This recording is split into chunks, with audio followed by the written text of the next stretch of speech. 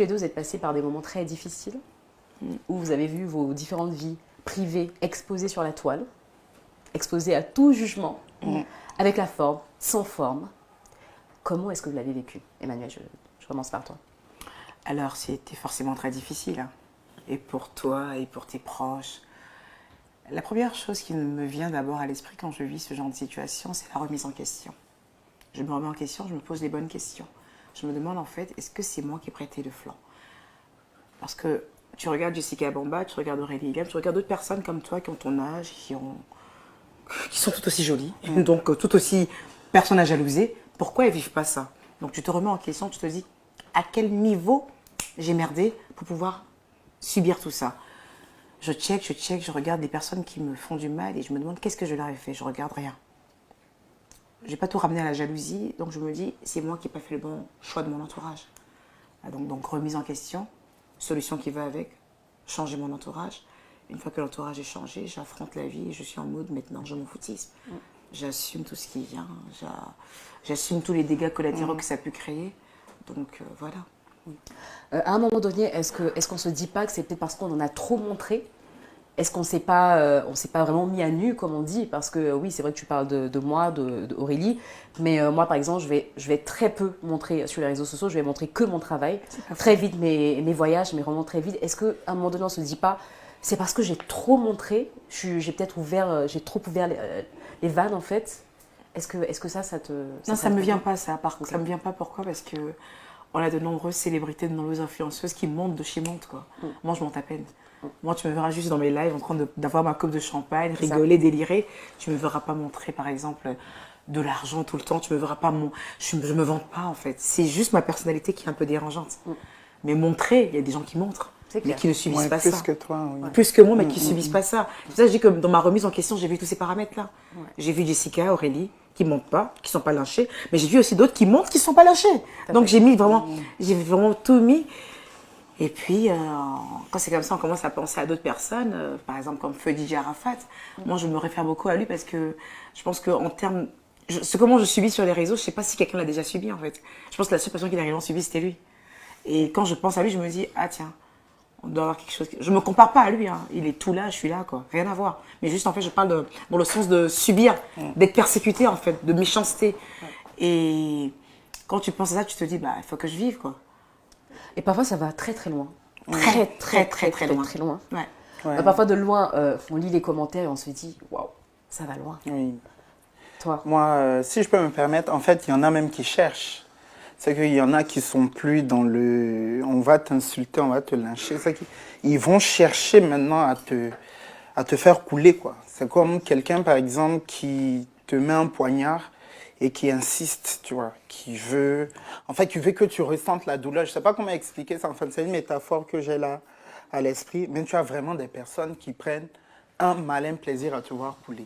D'accord. Et ça, même moi, aujourd'hui, tu vois, j'arrive pas à expliquer, j'arrive pas à savoir d'où est-ce que c'est venu. Est-ce que c'est parce que, voilà, je me montre assez excentrique, très efféminé, qui fait que, voilà, je dois subir tout ça, ou c'est parce que vraiment, il y a des gens qui ont vraiment du mal avec ça. Ouais, et souvent j'essaie de savoir, mais d'où est-ce que ça vient, toute cette haine, d'où est-ce que ça vient. Mais par contre, il ne faudrait pas qu'on se mente, il y a d'un côté, si je peux me permettre par rapport à la question, quand tu vis un bad buzz, par exemple, tu as deux extrêmes. D'ailleurs, tu es au milieu, à gauche, tu as les personnes qui te vilipendent, qui te persécutent, qui cherchent à te déchirer, à t'enfoncer. Et puis d'un autre côté, tu as beaucoup d'amour. Ouais, ceux qui ont de l'empathie. Oui, ceux qui ont de l'empathie, ceux qui, voilà, comme vous, les personnes que je connais, Emmanuel et tout. Je sais que quand j'ai vécu mon bad buzz, vous étiez là. J'ai vu dans les commentaires, j'ai reçu vos messages et tout. Mais tu as des personnes que tu ne connais pas, quoi. Beaucoup d'empathie. Ouais, beaucoup d'empathie. Moi, d'ailleurs, je crois que toute la haine que j'ai eu à subir sur les réseaux sociaux, ça m'a plus donné des fans, des gens qui m'aiment, que des détracteurs. C'est un truc de dingue. L'acharnement finit toujours par engendrer la sympathie. Parce qu'à un moment donné... Je suis la parfaite illustration. Non, mais également toi. Non, mais les exemples sont légion. Toutes les personnes sur lesquelles on s'acharne, à un moment donné, les gens te disent, bon, ça suffit, ça va. Franchement, ça suffit, ça va. Il y a 2-3 guignols qui continuent, mais on ne se repose pas sur eux. Ah bon, par contre, les 2-3 guignols qui continuent, tu les ramènes en justice. Oui. Hein. Aujourd'hui, qu'est-ce qui est le plus dur en fait? C'est quand on a l'impression que son ego, son âme est touchée, ou est-ce que c'est le fait de savoir que ses proches sont touchés? Parce que vous avez, attendez quand même, Oui, vous n'êtes oui, pas, oui. vous n'êtes pas, vous n'êtes On pas n'est pas tombé du tombé du ciel, ciel, ouais. vous avez des parents. Qu'est-ce qui est le plus dur en fait? Moi, le plus dur, en fait, c'est plus toi. Parce que quand tu décides de te montrer sur les réseaux sociaux, d'être une personnalité, tu t'attends forcément à Un ce peu que ça, ça quand vienne. même, ouais. Voilà. Donc, toi, comme on dit, si je peux utiliser l'expression, tu deviens un cabri mort. C'est-à-dire, aujourd'hui, tu essaies de, voilà, de faire abstraction de ta sensibilité et tout ça. Mais c'est plus tes proches. C'est-à-dire, ceux qui sont autour de toi. C'est-à-dire, Comment tu l'expliques à tes ils proches, sont, quoi? en fait, ils sont, enfin, c'est eux que ça touche même plus que toi. Toi, tu te dis, tu t'en fous. Enfin, moi, de toute façon, voilà, on va m'insulter, Toi, on va dans me ton cas, est-ce que critiquer. tu t'en foutais, mais vraiment? Non, moi, je m'en foutais pas. Ok. Moi, je ne Emmanuel, m'en c'est foutais pareil pour pas. toi? Ouais. Au début, hein, j'entends. Au début, ah non, pas du tout, c'est ce que je t'expliquais, ça faisait très mal au départ. Mais après, en fait, ce que je veux dire, en fait, c'est que moi, notre vie, enfin, je dis notre, n'est pas résumée en même temps aussi à la méchanceté. Hein. À côté, parce il y a qu'il y a beaucoup d'amour, Oui, oui, il y a oui, beaucoup oui. de partenariats, il y a beaucoup de confiance, il y a beaucoup de gens qui veulent travailler avec toi, il y a beaucoup de personnes qui te mettent vraiment en haut, qui te font gros up. Voilà, Donc, qui je veux te dire, à côté de valorisent. cela, qui te valorisent. Donc, je veux dire, la vie d'influenceur n'est pas seulement semée que de chaos, quoi. Donc, à côté de ça, tu arrives à résister à la tempête. Tu te rends compte que si tout est tempête, évidemment qu'on ne peut pas résister à ça. Mais tu as une tempête. Moi, franchement, comment je vois en ce moment ma life, j'ai une tempête à 30%. Voilà. Et 70%, c'est que de l'amour. Ok, du coup, moi, je me pose une question. Est-ce que vous ne considérez pas un peu les marques un peu comme de la charogne, quoi? C'est-à-dire que vous êtes là quand il n'y a pas de buzz, ok, tranquille. Dès qu'il y a un buzz, surtout bad buzz, parce que je trouve ça un peu quand même bizarre. C'est-à-dire que quand il y a des bad buzz, c'est là où la cote grimpe, les abonnés grimpent. Je trouve Oui, ça oui, vraiment oui, dingue. oui, oui. Et c'est là où il y a plus d'annonceurs.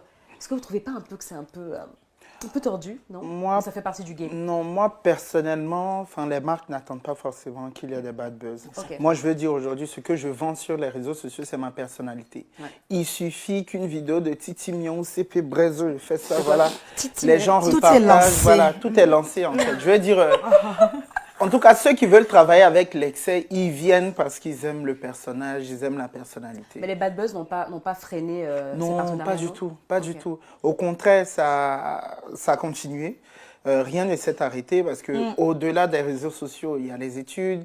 Moi, je suis à la radio aussi, à la télé. Donc, enfin, je veux dire, les gens n'ont Une pas vie très laissé tomber. chargée. Oui, voilà. Ouais. Les gens ont continué à travailler avec moi. Voilà, c'est. Au contraire, rien ne s'est arrêté. Ok. Mais aujourd'hui, voilà, c'est la personnalité qui font que. Quand on est influent à ce niveau-là sur les réseaux sociaux, quand on est à fond et on a passé son temps à distiller en fait de notre personne, est-ce qu'à un moment donné, est-ce qu'on est dans un jeu de rôle? Est-ce que finalement on se renferme dans un personnage? Est-ce qu'on fait semblant? Non. Non, il n'y a pas à faire semblant. Par contre, je regarde Excel, c'est que c'est tout lui. Non, ouais. Lui, bon, lui pour lui, on laisse, on sait que c'est tout lui.